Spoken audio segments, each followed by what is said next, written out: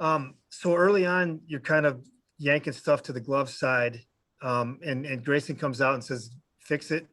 What did you do to fix it? I mean, what's the easy fix there, or easy to Yeah, plain fixed? yeah. I mean, definitely the first two innings, I think the fastball command was really bad. Like, just really couldn't find that. The other stuff saved me being able to flip the off speed stuff in there for strikes. And then after the second inning, Fed comes up to me and me and Grayson, and we're just talking. And he says, in your warm up pitches, throw with more intent. Really try to lock in the fastball command in the warm up pitches because normally it's just me ramping up to the first pitch of the inning. Right. And he said, throw with more intent, try to get that locked in. Obviously, you're going to need it. And then he said, like, you're moving really quickly and a little herky jerky and opening up a little soon. So try to fix those and throw with more intent in your warm up pitches. And I did that. And then honestly, in the third inning on, I felt like my fastball command was locked in. So I think that little cue and that little fix really allowed me to locate the fastball more and be able to use that more because I definitely didn't have it in the first two innings. Was this, for the duration as good as your splitter has been in your big league starts? Yeah, I think so. I threw a bunch of them. I don't know what the number is. Felt 20, really good with it. How many is it? 20, 26, I think it was. Okay, yeah. I mean, that's definitely higher than what it's normally been. The pitch usage and mix tonight is what I need to be at. I felt really comfortable, felt like a command, everything. And that's hats off to Grayson. Grayson did a really good job of game planning and mixing pitches. And we had a lot of weak contact today, and I think that's from just executing a plan. Setting up pitches. And then we set up Bregman in his third at bat. He hadn't seen really a fastball in, so we missed off the plate with a fastball in and throw a cutter or a slider right off of that. We get weak contact. That's just a really small part of what goes into a lot of game planning and prepping, and Grayson does a really good job of that. He also did a really good job of swinging the bat tonight, hit a 2-run homer to get us going, and then drove in another run. So hats off to him for doing a really good job, as well as our other guys' offense. Akil being Akil, just hitting the ball. I think I don't know how far it went, probably 450. Yeah, 450, 450. yeah, that's what it looks like. So those guys were awesome. Renato made a really nice play at first base. We turned a double play on, Miles Straw, a guy that probably doesn't get many double plays turned on. He's a really quick guy. So I think, defense, offense, everybody played really well tonight. Okay, thank you. Thanks, Chris. We go to Cody Stavenhagen from The Athletic. Hey, Casey. It looked like the slider or the splitter had actually a little less vertical break today and was a little bit harder. Was that intentional? Well, on a lot of my metrics, my splitter has 0 vertical break. On some StatCast stuff, they're a little bit different, but on our metrics that we use, my splitter literally has 0 or 1 inches of vertical break, and so we just try to increase horizontal in that a ton. Okay, so I mean, did you use that pitch differently at all tonight? Because it looked like you were throwing it in the zone for strikes a good amount rather than just like a chase pitch. No, I mean, I didn't really use it differently. I mean, it's just tonight was a good night with it, and I need to capture what I was feeling with that and take some notes on that, and obviously look at the video and continue to try to bring that out for next time because everything felt really good, especially the splitter. I threw it a ton, even in disadvantage counts to righties to everybody. So that's normally what I can do. Unfortunately, I haven't been able to do that as of late until tonight. But that's definitely something that I can build from because it was really good for me tonight. Sure. Wins aren't celebrated for pitchers like they once were, but how did it feel to get your first win? And did you get anything special from your teammates post game? Get doused with anything? Yeah, I got beer shower and all that stuff, like baby powder, orange juice. I got baby oil all over me. I can't get it off, but that'll probably be a couple of days before that's gone. Yeah, so it means a lot. It means a lot for our club. We 4 straight that we dropped, so we definitely need to come here and get off to a good start here in Houston, and we did. We got 2 more, and we need to try to take those as well. But it means a lot, and to me personally, it's been a long time coming. Obviously didn't get one last year, and had to sit through that off season of not having one, and it means a lot to me to be able to do that, and can't thank my my teammates enough for making that happen for me tonight. All right. Thank you, Casey. Thanks, Cody. We go to Jason Beck from MLB.com. Yeah, hey Casey. I was looking back. You hadn't really pitched up here, with a sizable lead like that before. after you got the back-to-back homers for the 4-0 lead, you come out against the middle of the order, and I think it was like a 9-pitch third inning against Brantley and Bregman and Alvarez. What was the mentality going in there, and did that lead kind of free you up to attack guys maybe in a way that you hadn't in the past?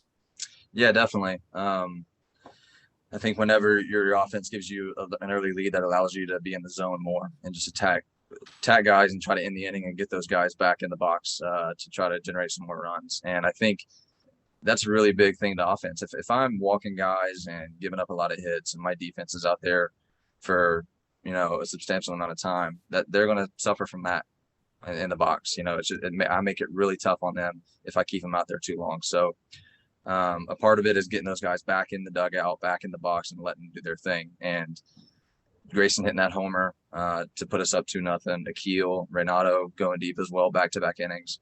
And then 4-0 really allows me to throw the ball in the strike zone, create some weak early contact, and just keep it rolling on our end.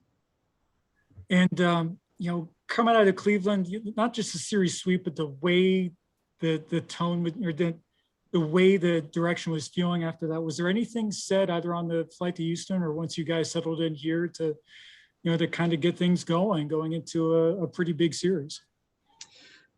There wasn't anything said as a group, probably collectively between, position players, pitchers, starters, there's probably some of those conversations going on between those groups. But there wasn't like a team meeting or anything like that. Obviously we knew we needed to play better baseball all the way around.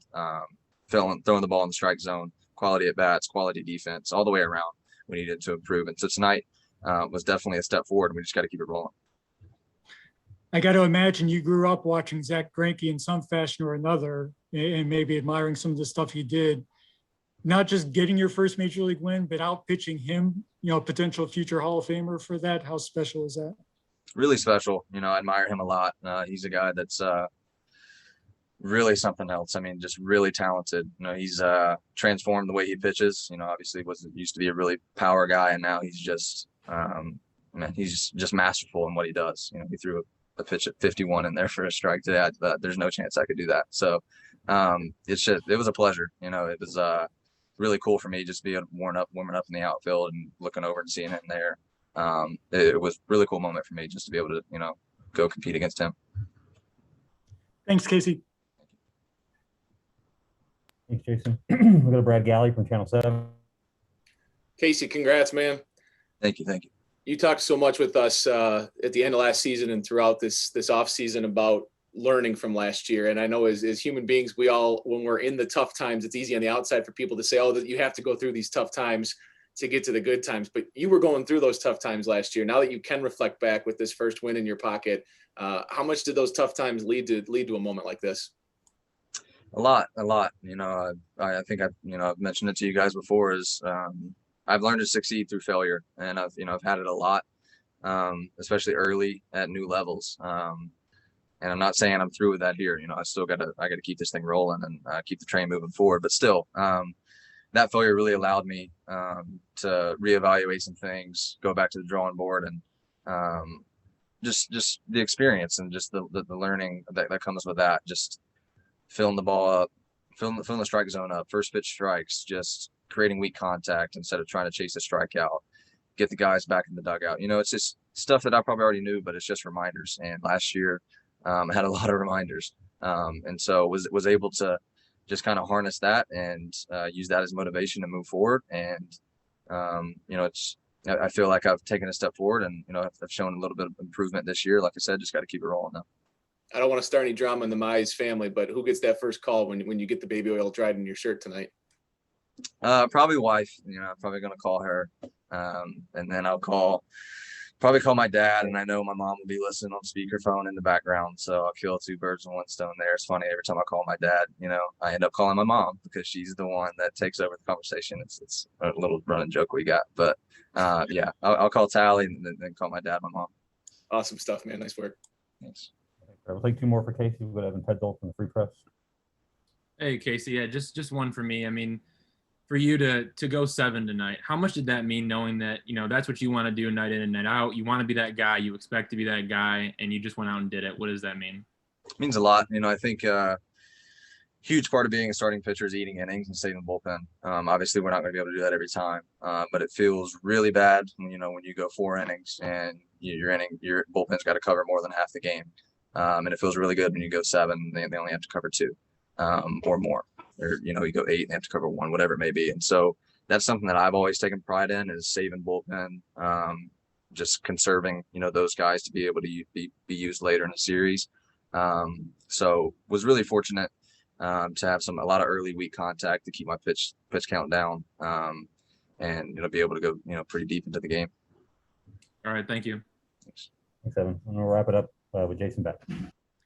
Yeah, Casey, just one quick follow-up. Did you get a baseball from this outing? And if so, who are you going to give it to? I'm sure I'll get one. The authenticators and the people do a really good job of keeping a lot of the mementos and things like that for us. So yeah, I'll definitely get one. And I don't know who I'm gonna give it to. Probably family. We'll probably give it to my parents and let them have that because they weren't here. So I know they wish they could be, obviously, with how it turned out, but yeah, I'll give them that to try to make up for them not being here, and just try to keep that around them. Maybe that'll make them feel good about it. Thanks, Casey. Congratulations. Thanks. Thanks, Jason. That's all the time we have. Casey, thanks for the time this evening. We'll see everybody tomorrow. Thank you, guys.